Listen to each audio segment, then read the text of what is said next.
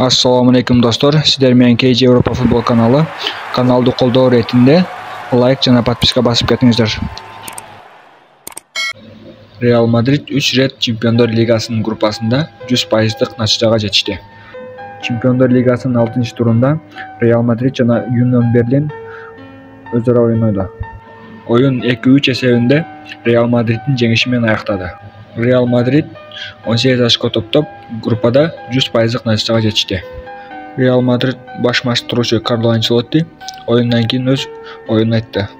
Бул оюн бир аз башкача оюн болду. Биз 40 мүнөт оюнду башкардык, бирок алар 2 мүнөтүдө түшүнүксүздүк оюну менен бизди кыйын абалга келтирип коюшту. Биз экинчи таймда көбүрөөк басым жасадык жана канаттардан пас бергенди жасадык. Бизде экинчи кабатта күчтүү болгон өтө жакшы оюнчу бар. Ал оюнчубуз башы менен 2 гол урду. Эгер командаңызда хослады оюнчу болсо, көбүрөөк экинчи кабатта ойноп көрүш керек дейт Карло Анчелотти. Европа Чемпиондар Лигасында МЮ Бавария клубуна жеңилип, өз группасында акыркы орунда калды. Европа Чемпиондар Лигасынын 6-турунда МЮ жана Бавариянын оюну болуп өттү. Ал оюнда мюнхендиктер 1-0 эсебинде жеңишке жетишти. Кинсли Коман 70-мүнөттө киргизилген гол оюнун тагдырын чечти. Очколорун 18 жеткизген Бавария клубу плей-офф жолдомосун колго киргизди. Манчестер Юнайтед болсо 4 очко топтоп, группасында акыркы орунду алып, Еврокубоктардан курук калды. Дагы бир маалымат, Манчестер Юнайтед бул сезондо воротасынан 15 гол алып чыкты. Ушул маалга чейин Англия клубтары мындай жаман натыйжа көрсөткөн эмес. Эрик Тен Хаг МЮ бул жеңилүүгө татыктуу эмес эле дейт. Манчестер Юнайтед баш машыктыруучусу Эрик Тен Хаг Бавария менен болуп өткөн оюнга өз ой пикирин айтты. Биз бүгүнкү жеңилүү менен эле Чемпиондар Лигасынан чыгып кетип жаткан жокпуз. Биз нече жакшы оюндар өткөрдүк, бирок бул жетиштүү болгон жок. Бүгүн биз жакшы аракет кылдык, жеңилүүгө татыктуу эмес элек. Бирок жеңилдик, биз жакшы ойнодук жана прессинг кылдык. Биз күчтүү командага каршы ойнодук. Бавариянын оюну чыкпаса дагы гол уруп кетүү үчүн индивидуалдык оюнчулар бар. Өкүнүчтүүсү бүгүн ушул көрүнүш болду дейт Эрик Тен Хаг. Бензема мындай натыйжага жетишкен дүйнөдөгү биринчи футболчу болду.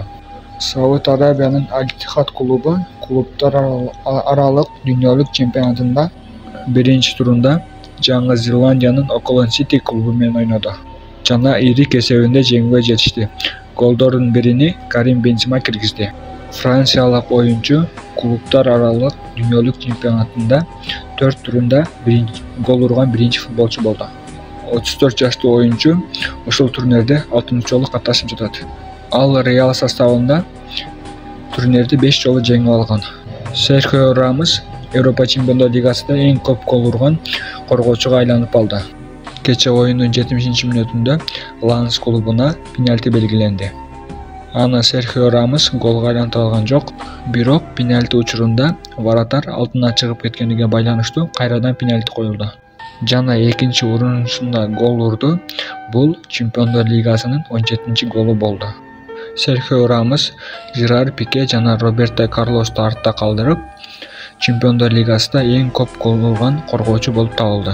Манчестер Юнайтед коргоочусу Харри Магуайр Баварияга каршы оюнда травма алды.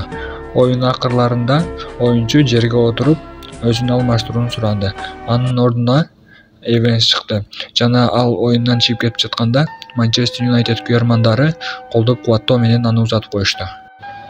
Эми кыргыз футболуна өтсөк, Катарда болуп өтө турган Азия кубогуна Кыргызстан F тайпасына түштү. F тайпасында Сауд Арабия, Таиланд, Кыргызстан, Оман ойнойт.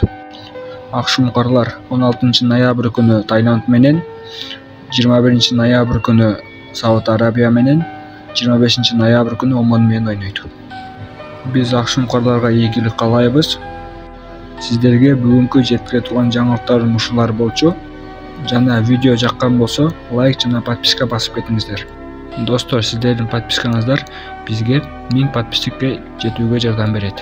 Достор, ошол себептен колдоо иретинде подписка басып кетиңиздер. Сиздерден эчтеме кетпейт.